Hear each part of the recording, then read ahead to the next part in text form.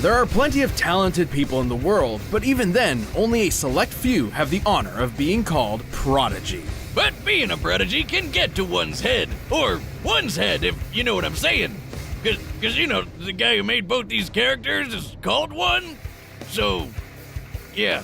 Mob, the reluctant psychic powerhouse from Mob Psycho 100.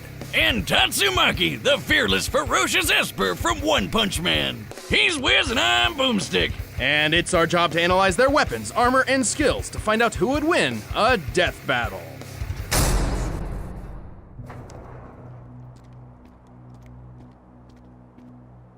Oh, I'm lost. What are you doing, dummy? Get out of here. Can you help me? Do you go to the middle school here? Middle school? Know your place!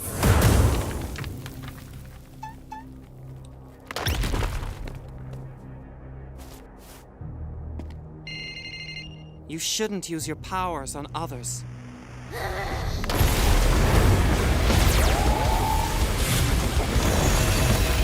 think you're impressive? I'll crush you in 5 seconds flat!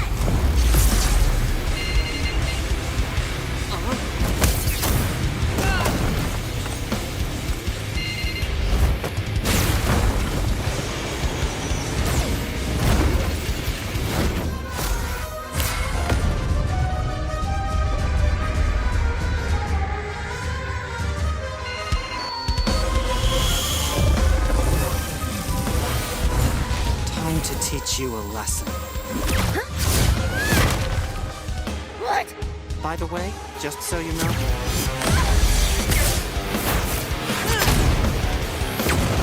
this is your fault. What?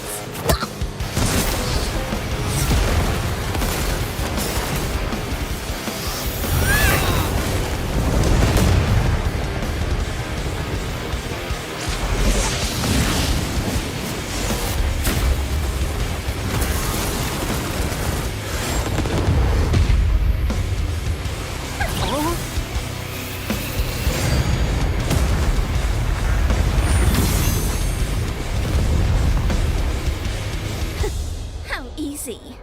Huh?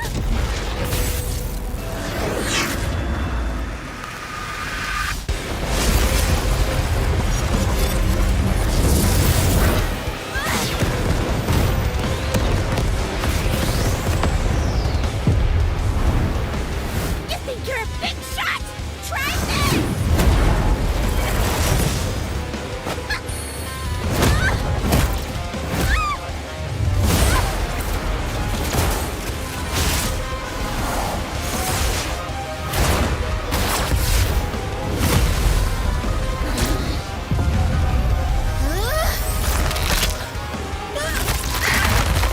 You should pay more attention.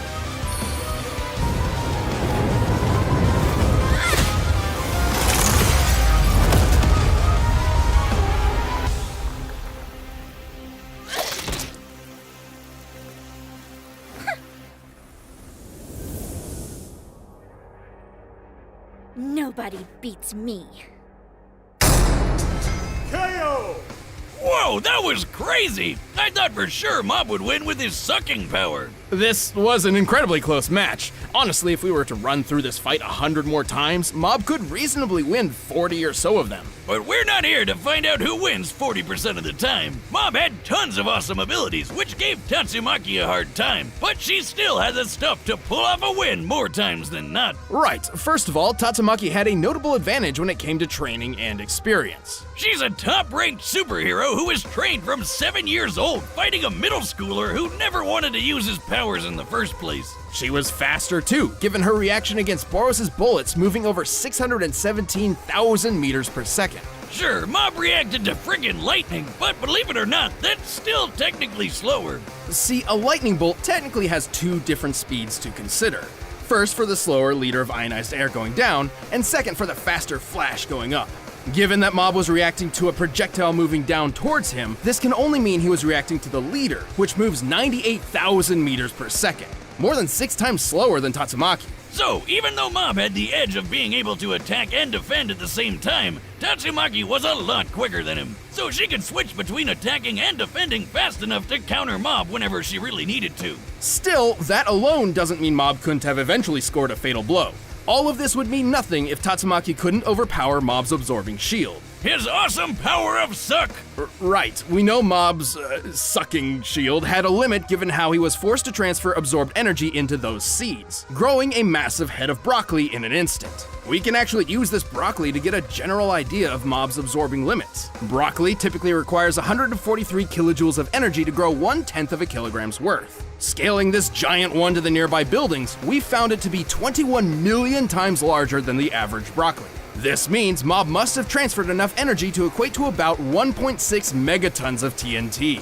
Yeah, but how about the energy Tatsumaki used to stop and redirect those giant bullets? Those things are huge, solid shells with no explosive component, given how Saitama here was able to crush one without triggering a big kaboom. And they could wipe out a whole city! We're shown that the shells destroyed most of City A in one shot, and we can see how much damage they dealt to Boros' ship when Tatsumaki turned them around. With this data in mind, the height of Boros' ship, and the already calculated bullet speed, we determined the energy she displayed here must have equaled at least 470 gigatons of TNT.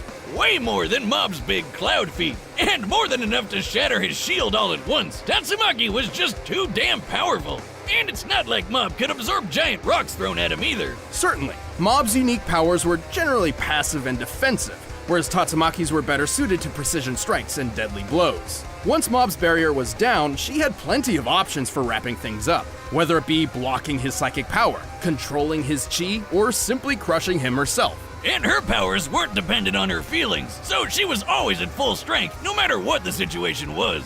Mob certainly had the skill and ability to put up an incredibly close fight, but Tatsumaki's experience, speed, and power put an end to this prodigious battle. She just had the experience she needed. The winner is Tatsumaki. You can't have a death battle season without Deadpool, right? Without Deadpool, right? Hey, Boomstick. Yeah, Wiz. I think I might know a way to get rid of Deadpool once and for all.